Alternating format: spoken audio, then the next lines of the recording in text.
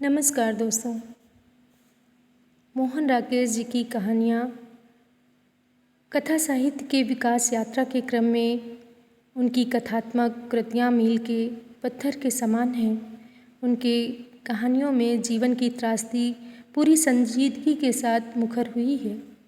उन्हीं के द्वारा लिखी हुई एक खूबसूरत कहानी जंगला सुनिए। एक हाथ में पंप चलाकर दूसरे हाथ से बदन को मलता हुआ बनवारी भगत धीरे धीरे गुनगुनाता जाता है। जागिए ब्रजराज कुंवर, कमल कुसुम फूले। फूलकौर तवे पर झुककर कच्ची रोटी को कोने से दबाती हुई आंखें मिचकाती है, जैसे कि फूले की लंबी तान सुनकर ही रोटी को फूल जाना हो। रोटी नहीं फूलती तो वह शिकायत की नज़र से बनवारी भगत की तरफ देख लेती है। शरीर की रेखाएं साफ नज़र नहीं आती। नज़र आता है सांवले शरीर पर गमछे का लाल रंग, ठीक लाल भी नहीं, और पंप का हिलता हुआ हत्था, बहता हुआ पानी। दूसरी बार तवे पर झुकने तक रोटी आधी जल जाती है। उसे जल्दी से उतार कर दूसरी रोटी तवे पर डालती हुई वह कहती है, नहाए जाओ चाहे और घंटा भर, मुझे क्या है। भगत भृंगलता भूले की लय के साथ साथ जल्दी जल्दी पंप चलाने लगता है। कौन भंडेरिया कहता है तुझे कुछ है, कभी होता ही नहीं। खट खट खट बेलन 3-4 बार चकले से टकराता है। चूल्हे से फूटकर एक चिंगारी फूलकौर के माथे तक उड़ाती है। बेलन रखकर वह पल भर निढाल हो रहती है और कहो, कभी कुछ होता ही नहीं। माथे की जगह कपड़े पर आ पड़ती तो अभी हो जाता। भगत पंप के नीचे से उठ खड़ा होता है। बोलत बनराई रामभती गो करिखन में बछड़ा हित आई। 2-3 चिंगारियाँ और उड़ जाती हैं। फूलकौर जैसे उन्हें रोकने के लिए बाँह माथे के आगे पर लगा लेती है। लगाए जाओ तुम अपनी धौंकनी, दूसरे को चाहे जान चली जाए।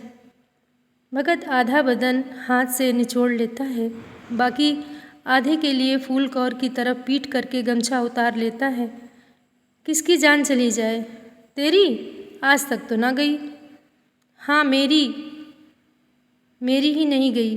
तुम तो प्रेत होकर आए हो। प्रेत होकर यहाँ आता है? भगत हंसता है।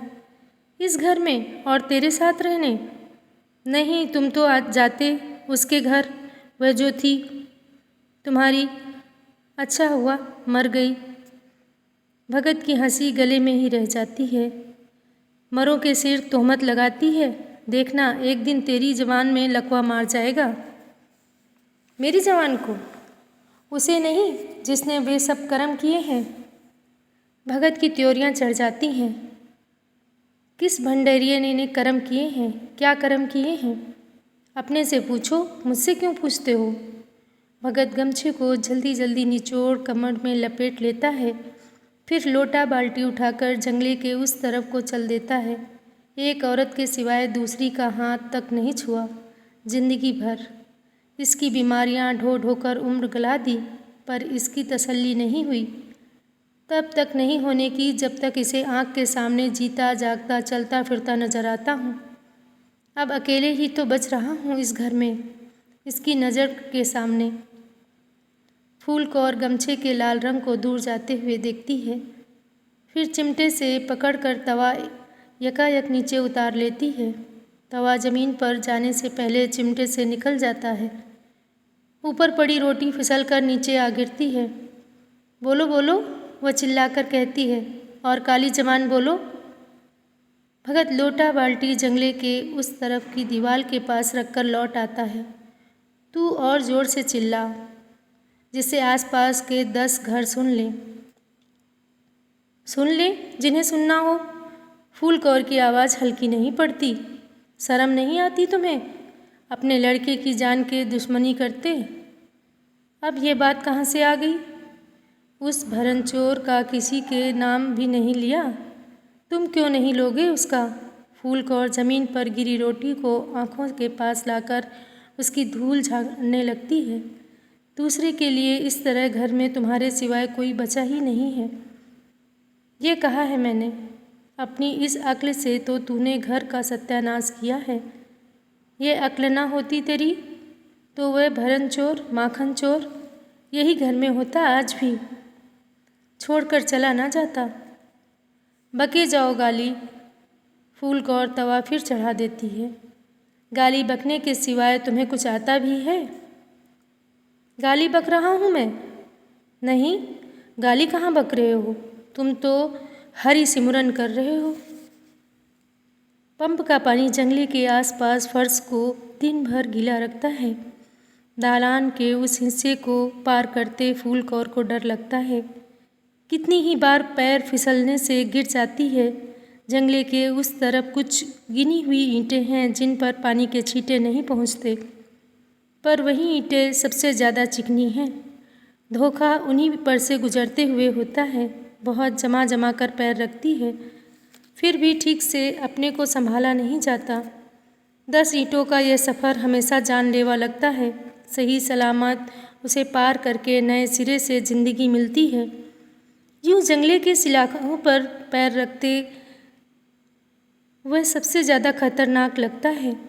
आगे के कमरे में जाने से पहले ड्योढ़ी में कपड़ों का ढेर पड़ा रहता है, धुले अनधुले सभी तरह के कपड़ों का। कपड़ों को हाथ लगाने पर कोई न कोई टिड्डी या मकड़ी बाँह पर चढ़ाती है या सामने से उछलकर निकल जाती है। हाय कहकर फूल कौर कुछ देर के लिए बदहवास हो जाती है। छाती तेजी से धड़कने लगती है। जो कपड़ा हाथ में हो उसे हाथ में ही लिए बैठी रहती है। अपने से बुदबुदाती है, कपड़े तो अभी ले ही नहीं गया। कमरे में कई रंग की धूप आती है। रंगीन शीशों से छनकर रोशनी के उन रंगीन टुकड़ों को सरकने से वक्त का पता चलता है। नीचे बाजार से गाँवों की घंटियाँ आवाज़ सुनाई पड़ती है तो वह सिर उठाकर कहती है, 4 बज गए।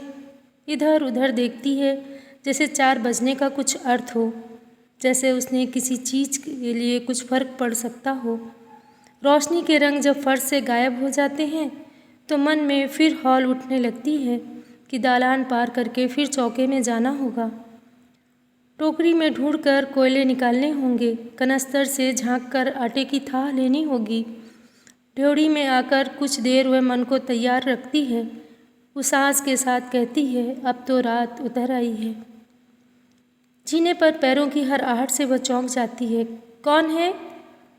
कुछ देर गौर से उस तरफ देखती रहती है। कुछ कदम उस तरफ चली भी जाती है। आहट बहुत करीब आकर एक शक्ल में बदलने लगती है तो वह फिर एक बार पूछ लेती है, कौन है? मैं हूँ, कहता हुआ भगत दालान में आ जाता है। फूल कौर शिकायत का नज़र उस पर डालती है जैसे भगत ने जानबूझकर उसे झुठला दिया हो आए? वह चिढ़कर पूछती है, कहाँ? जहाँ भी गए थे। गया था अपना सिर मुड़ाने। अपना या उसका भी? गए तो थे ही। हाँ, गया तो था ही। अच्छा होता गया ही रहता, लौट कर ना आता। फूल कौर को सांस ठीक से नहीं आती, कुछ कहना चाहती है पर कह नहीं पाती। भगत पास से निकलकर पीछे के कमरे में चला जाता है। कुछ देर गुनगुनाता रहता है, किलकत कान घुटुरवन आवत, मनियन कनक नंद मुख प्रतिबिंबित। धीरे धीरे आवाज़ खुश्क हो जाती है। एक कसैला स्वाद मुख में रह जाता है। वह बाहर आकर मोड़े पर बैठ जाता है। फूल कौर उसकी तरफ नहीं देखती। वह खुद ही कहता है, वह आज मिला था। फूल कौर चौंक जाती है। कौन? बिस्ना? वह नहीं, उसका वह दोस्त कढ़ी चोर राधे श्याम। फूल कौर का उत्साह ठंडा पड़ जाता है। क्या कहता था? कुछ नहीं, कहता था कि वह किसी दिन आएगा सामान लेने। कौन आएगा? राधे श्याम? नहीं, वह खुद आएगा, बिस्ना। चूहे की लपट से साए हिलने लगते हैं। कुछ साफ नज़र नहीं आता। फूल कौर आपस में उलझते सायों की तरफ देखती रहती है।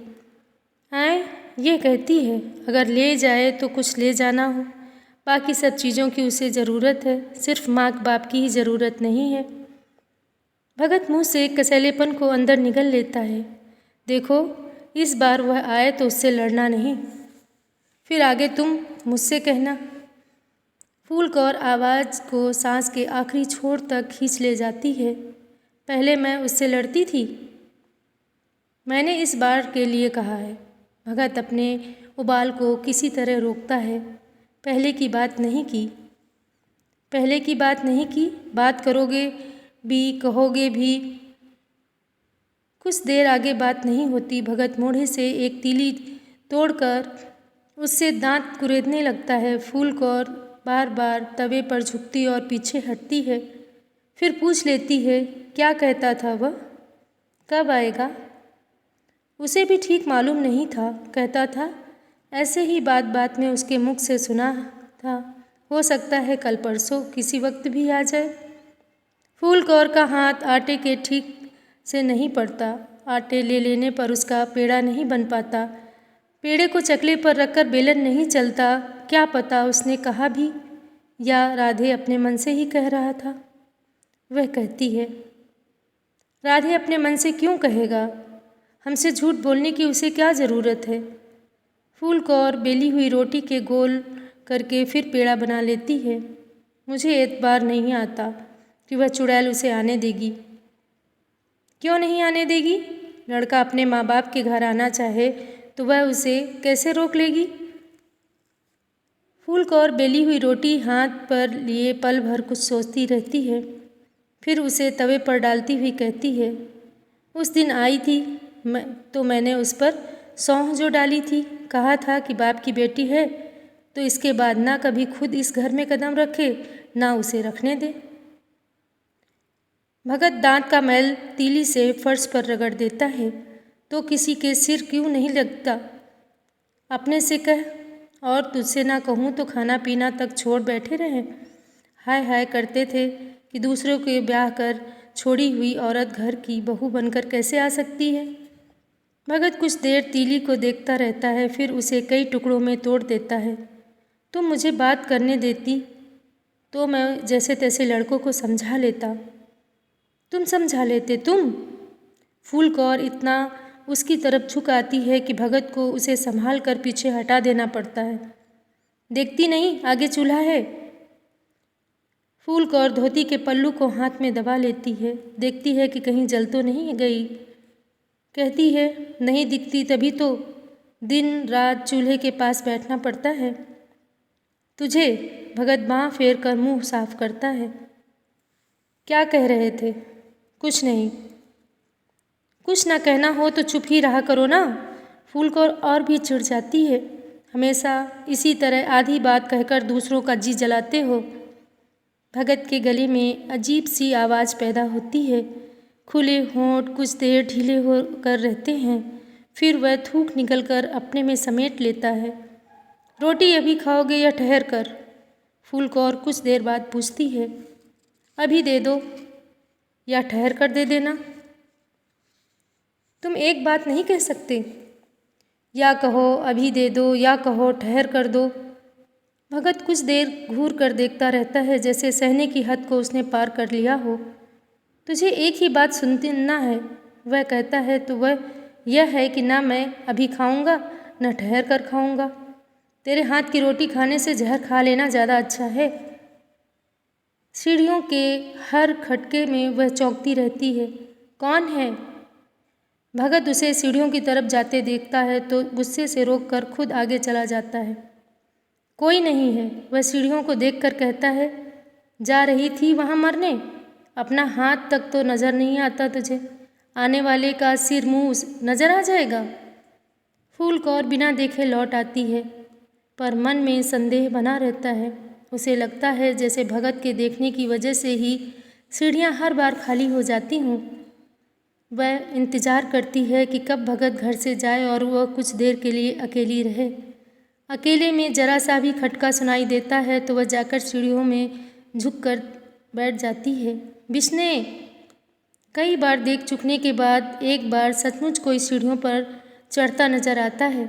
बहुत पास आ जाने पर वह फिर एक बार धीरे से कहती है, कौन है? बिश्ना? हाँ, बिश्ना। भगत कुड़ता हुआ उसे सहारे से अंदर ले जाता है। तेरी आवाज़ सुनने के लिए ही रुका बैठा है वह। जब तक एक बार तू लुढ़क नहीं जाएगी तब तक वह ठीक से सुन नहीं पाएगा। फूल कौर अंदर आकर भगत की तरफ नहीं देखती। उसे लगता है कि उसी की वजह से सब गड़बड़ हो गया है। अगर वह इस वक्त ना आया होता। आधी रात को हौदी में उठकर पंप पर हाथ धोने जाते फूल कौर सहम कर खड़ी रहती है। गीली ईंटों से भी ज़्यादा डर लगता है उसे जंगले से, जो पंप के आगे दालान के 1/3 हिस्से को घेरे हुए है। लकड़ी की चौखटों से जड़ी बड़ी बड़ी सलाखें जिन पर वो दिन में भी नहीं गुजरती। लगता है नीचे से दीवान खाने का अंधेरा पैरों को बांध लेगा। एक कदम रखने के बाद अगला कदम रख पाना संभव नहीं होगा। वह इस घर में आई थी तब से अब तक दीवान खाना कभी खोला नहीं गया। वहाँ अंदर क्या है क्या नहीं यह कोई भी नहीं जानता। यह भी नहीं कि कब उसे पूछते पहले ये कमरा दीवान खाने के तौर पर इस्तेमाल होता रहा था। कब से वह दीवान खाना भोहरा कहलाने लगा था, इसका भी कुछ पता नहीं है। बनवारी भगत को भी नहीं। उसके होश से पहले एक बार दरवाज़ा खुला था, जिसके दूसरे तीसरे दिन ही कहा जाता है कि उसके बड़े भाई की मौत हो गई थी। फूल कौर हौदी से उठकर देर तक जंगले के इस तरफ खड़ी रहती है। सलाखों की ठंडक और चुभन उसे दूर दूर तक महसूस होती रहती है। लगता है रात को दीवान खाने का अंधेरा उस खास गंध के साथ जंगल के ऊपर उठा आता है।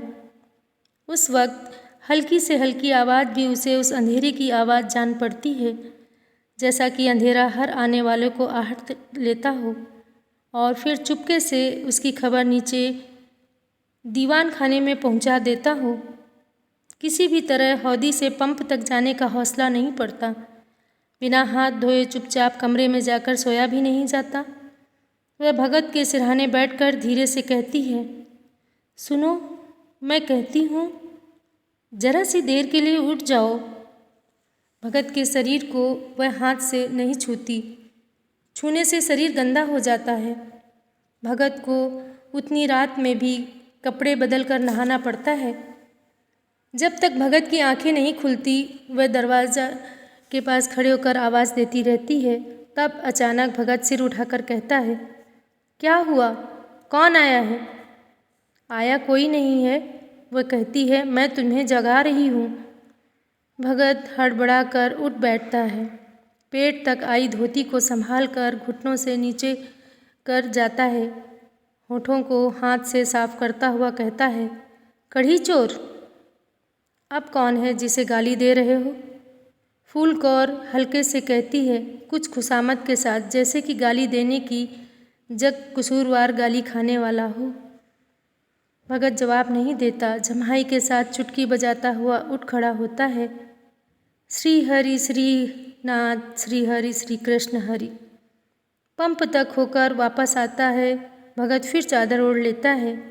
फूल कौर लेटने के पहले दालान का दरवाज़ा बंद कर देती है। भगत दूसरी तरफ करवट बदलने लगता है तो वह कहती है, सुनो, अब उसे गाली मत दिया करो। तू मुझे सोने नहीं देगी, देगी या नहीं देगी? भगत झुंझलाता है, किसे गाली दे रहा हूँ मैं? अभी उठते ही तुमने उसे गाली नहीं दी थी? अब फूल कौर के स्वर में खुशामद का भाव नहीं रहता। किसे? उसे ही, बिस्ने को। वह यहाँ सामने बैठा था जो मैं उसे गाली दे रहा हूँ। इसका मतलब है कि वह सामने आएगा तो तुम गाली देने के लिए बाज नहीं आओगे। मैं पहले नहीं कहती थी कि लड़का बड़ा हो गया है, तुम्हें उसकी ज़बान संभाल कर बात करनी चाहिए। भगत मुंह पर झाग गले में उतार कर, उसे पता है गाली मेरे मुख पर चढ़ी हुई है, मैं जानबूझकर नहीं देता। तो ठीक है, तुम आज तक अपनी कहानी से बाज नहीं आए हो, जो आज ही आओगे। मैं ख्वामखा अपना सिर खपा रही हूँ। भगत कुछ देर रहकर आंखें झपकाता है। तू ऐसे बात कर रही है जैसे वह आज इसी वक्त चला आ रहा है। फूल कौर का सिर थोड़ा पास से सरक आता है। रुकती सी सांस में वह कहती है, कम से कम मुँह से तो अच्छी बात बोला करो। अब मैंने क्या कह दिया? एक तेज सांस फूलकौर के सांस से टकराती है। जिसे आना हो वह भी ऐसे मुंह पर लाने के लिए नहीं आता। भगत की सांस कुछ धीमी पड़ जाती है। वह कहता है, उसके आने पर मैं कुछ बात ही नहीं करूँगा, चुप रहूँगा तो गाली भी मुँह से नहीं निकलेगी। फूलकौर का सिर सरक कर वापस अपने तकिए पर चला जाता है। हाँ, तुम कुछ भी मत कहना उससे। जिससे वह आए भी तो उसे वक्त लौट भी जाए मुंह तक तुम बंद रख सकते हो, पर गाली देने से बाज नहीं आ सकते। मैंने यह कहा है क्या? नहीं, यह नहीं, और कुछ हुआ है। तुम हमेशा अपने मुंह में से ठीक बात कहते हो, सुनने वाला गलत सुन लेता है। भगत को नींद नहीं आती। हर करवट शरीर को बोझ बांह के किसी न किसी हिस्से पर भारी पड़ता हुआ हड्डियां चुभती हैं। एक ठंडक सी महसूस होती है बाहर के अंदर। लगता है कि ठंडक है जो धीरे धीरे बाहर फैलती जा रही है। सिर के नीचे हाथ रखे हुए अंधेरे को देखता रहता है। कभी कभी अंधेरे में अपने को देखने की कोशिश करता है, जैसे कि लेटा हुआ आदमी कोई और हो, देखने वाला कोई और, पर ज़्यादा देर तक अपने को इस तरह नहीं देखा जाता। 2 सांसों की आवाज़ लगातार सुनाई देती है, एक अपनी, दूसरी फूलकौर की। एक सांस नीचे जाती है तो दूसरी सांस ऊपर आती है। फिर पहली सांस ऊपर उठती है और दूसरी सांस नीचे जाती है। कभी कभी दोनों सांसें एक दूसरे को काटती हैं। वह पल भर सांस रोके रहता है, जिससे दोनों की लय फिर ठीक हो जाए, पर लय कुछ देर के लिए ठीक होकर फिर उसी तरह बिगड़ने लगती है। कोई चीज़ पैर पर से गुजर जाती है। हाँ की आवाज़ के साथ वह अचानक उठ बैठता है। पैर को छूकर इधर उधर देखता है, फिर उठकर खड़ा हो जाता है। वह दीवार जिस पर बिजली का बटन है 2 गज के फासले पर है। एक एक कदम वह उस दीवार की तरफ बढ़ता है। हर बार ज़मीन को छूने से पहले वह सरसराहट जिस्म में भर जाती है। लगता है पैर किसी लिजलिजी चीज़ से टकराने लग रहा है। साथ ही एक डर भी महसूस होता है कि कहीं अगर वह चीज़ ठोस ठंडा फर्श पैर से छू लेने जाता तो हल्का सा आभास सुख का भी हो सकता है, सुरक्षित होने के सुख का। पर तब अगला कदम डर की हद तक पहुंच चुका होता है।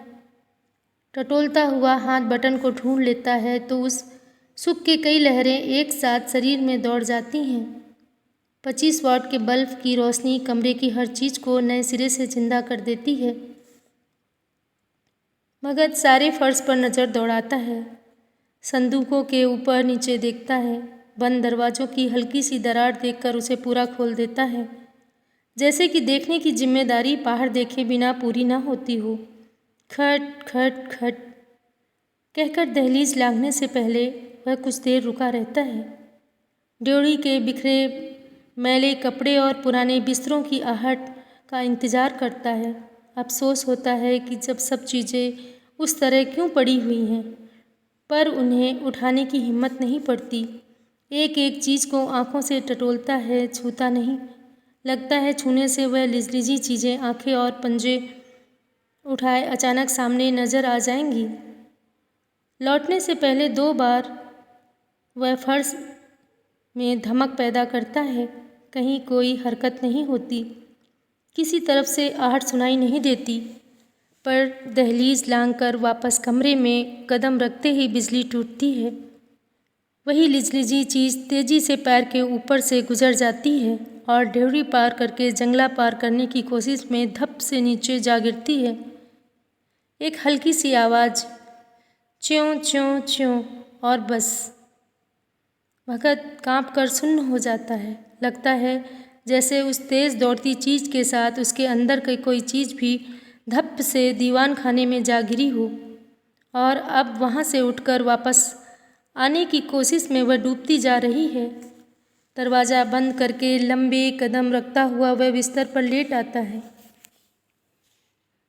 अब उसे बत्ती बुझाने का ध्यान आता है। वापस दीवार पर जाने, बत्ती बुझाने और लेटकर फिर वापस घुटने उसके कांपने लगते हैं। उसे बिसने का ख्याल आता है। अभी 3 साल पहले की बात थी जब बिशन ने दीवान खाने के निकले सांप को निचली ड्योरी में लाठी से मार दिया था। इस बात को बिस्ने ने कितनी खटपट उसके साथ हुई थी। बड़ों से सुन रखा था कि दीवान खाने में खानदान का पुराना धन गड़ा है और उसके बाबा परदादा सांप बनकर उसकी रखवाली करते हैं। दीवान खाने को खोला इसलिए नहीं जाता था कि पुरखे उससे नाराज़ ना हो जाएं, और वह लड़का था कि उसने नाली के रास्ते हवा लेने बाहर आए एक पुरखे की जान ही मार डाला था। सुन, वह फूल कौर को धीरे से हिलाता है। 2 जगती आँखों के सामने ही वह बत्ती बुझाना चाहता है। फूल कौर आँखें खोलती है, इस तरह जैसे कि जगाए जाने की राह ही देख रही थी। उसने होठों पर हल्की मुस्कुराहट लाकर सपने से बाहर चली आई हो। क्या बात है? वह पूछती है। कुछ नहीं, ऐसे ही आवाज़ दी थी। फूल कौर ने होठ उसी तरह फैले रहते हैं, सिर्फ मुस्कुराहट की रेखा परेशानी की रेखा में बदल जाती है। तबीयत ठीक है? वह पूछती है। हाँ ठीक है। पानी लाऊं? नहीं। फिर एक बात कहनी थी। फूल कौर बैठ जाती है। मुझे पता है जो बात कहनी थी। बत्ती बुझानी होगी, इतनी ही तो समझ है तेरी। भगत खींच उठता है। बत्ती बुझाने के लिए मैं तुझे जगाऊंगा? मैं बात करना चाहता था उसके बारे में। पहले उठकर बत्ती बुझा दो, फिर जो चाहे बात करते रहना। भगत उठता है जैसे ताव में और बत्ती बुझाकर लौट आता है। अंधेरे में कुछ देर दोनों राह देखते हैं, एक दूसरे की आवाज़ सुनने के लिए। फिर फूल कौर धीरे से कहती है, अब बोलते क्यों नहीं? भगत चुप रहता है, सोचता है अगली बार भी जवाब नहीं देगा, सिर्फ इतना कह देगा कुछ नहीं। मगर फूल कौर दोहराकर नहीं पूछती, कहती है अच्छा मत बताओ। भगत के मुंह तक आया हुआ कुछ नहीं तब तक बाहर फिसल जाता है।